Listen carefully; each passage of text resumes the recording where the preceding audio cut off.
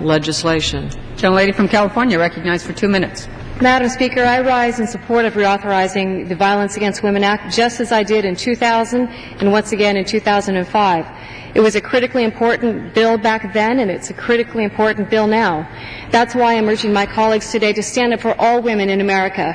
And I thank my colleague, Sandy Adams, for her very hard work and her dedication, and for sharing her personal experiences and turning it into a reason to champion this bill. So I thank her for her work. But, Madam Speaker, despite a lot of hard work by advocacy groups, law enforcement, churches, schools, and so many others around our nation, violence against women continues to be an alarming problem. Murder, sexual violence, domestic violence. More than 1 million women in the U.S. will be victimized this year alone. And it's estimated that 1 in 4 women in the U.S. will experience domestic violence at some point in their lifetime. That's 1 out of 4 of every woman. As a society, we can't seem to find a way to stop this terrible sickness.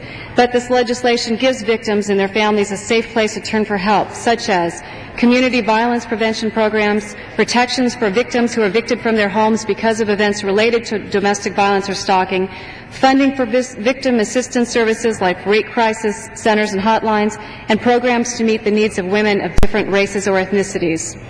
A vote for this legislation is a vote to protect women, not some women, all women.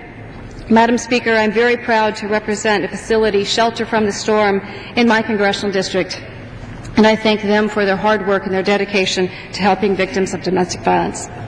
Thank you, and I yield back the balance of my time. Gentlelady yields back her time. The gentleman from Michigan.